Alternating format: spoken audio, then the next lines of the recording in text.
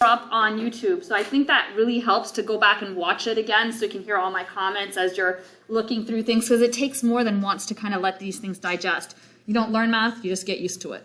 So this is the soup definition. I input in into the soup epsilon definition of the soup, I input in the set that I'm talking about, which is the sequence, and I just substituted everything else in. So I give you an example. Here's an example. I made it monotonic. I was debating whether or not to do that because this theorem, this definition that I'm going to explain to you is true whether it's monotonic or not. So I have something monotonic in here. Some of you are using the convergence definition to come up with your NK. It doesn't come from the convergence definition. It comes from the soup definition. So here I put something that's increasing, and I shouldn't have, but here it is. The soup of this thing's easy to see. It's 1. It's not attained. It's not in the set. So it's not something that actually is in there. So if I drew a line, that's the soup. That's the limbo bar that I'm talking about. So there's the bar. And all these things, you can see they're converging to the bar. I orchestrated it like that because there's a theorem that says if it's increasing, it converges to the soup. And I chose a particular epsilon. Here's epsilon equals 0.1. So how do I interpret this definition? Well, it says if I take that bar and lower it by 0.1, that I'm going to have an x that's now above that new bar.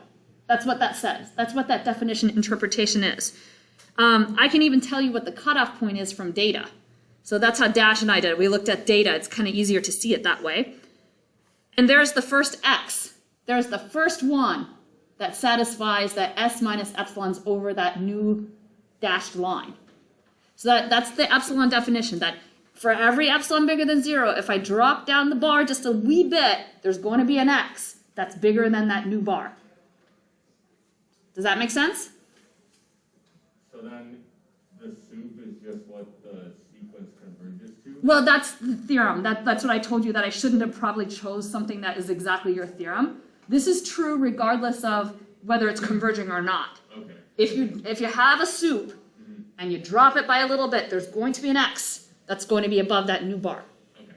Right? Regardless of whether it converges or not. So when you say x, it's the x that's in the sequence a sub n from 1 to infinity, but is it actually the y value of that x? It's the x is the sequence members, right? The members are x. The x is the sequence members right here. But that These are the sequence members. The sequence index is down here, so the NK would be 3, and I can actually see it. I can see it right there. That is 3. Okay, because the dashed line is That's my epsilon. NK. That's my NK. It's 3. I can see it. The NK is the index. Okay. The sequence members are actually the list in the set.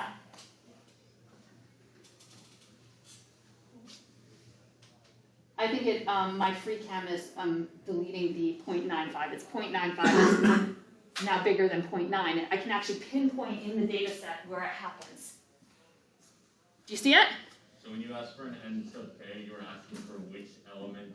Which index? Which index in Which n? point in the list does it actually happen at? And So it's the first occurrence in which x is above that epsilon line? that's correct. It can be any one of them. For an increasing sequence, it can be any one of them, right? You don't necessarily have to stop it right at that point. Okay. But, okay, is that clear what it is? So it was interesting looking at your homework because I could, if you messed up number 1, you also messed up number 2. It told me that I needed to come back and do this again. That's why I don't know if you guys are interpreting it, she's soft. I'm not. I won't be in real analysis. Don't scare anybody. Tell everybody I'm easy so they stay with the class for a little bit. But in a core class like real analysis that you need for grad school, I'll be a little bit different. But in this class, we get the opportunity to use it like a lab and say, hey, if I didn't get it, I got another chance to get it again. So sometimes these things take more than once just to understand what it is. And so just give yourself time.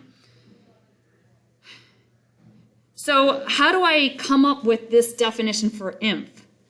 So it's easier to see it in pictures, which I should have done. I looked back at my 2017 lectures and I did this, and it is one of the most downloaded videos that I have. I think we looked at the data, there's 3 hits on the honor, the integrity brief, and then 500 hits on the epsilon definition of soup. So that means other people are looking at it. So here is the inf, I can see it. So now you're not going to drop down the bar. Some of you drop down the bar. You're going to raise the bar in this direction. So raise by an epsilon, not lower by an epsilon. And then what you're going to find is there's going to be an x's that are smaller than the inf raised an epsilon. So that's how you reverse it. And now I'm going to put some math notation to this. So if I come up with this definition, it's going to be every epsilon greater than 0, there exists an x, so that x is smaller than the inf raised above. I'm going to find x's below it. We should always record the AI that we do, because then you ask me the right question and then I come up with the right explanation.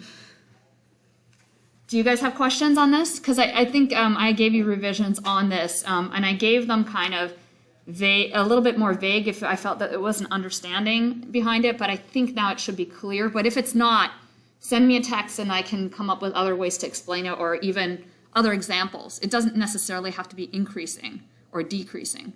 This is always true for the inf in the soup. This is the definition. Got it?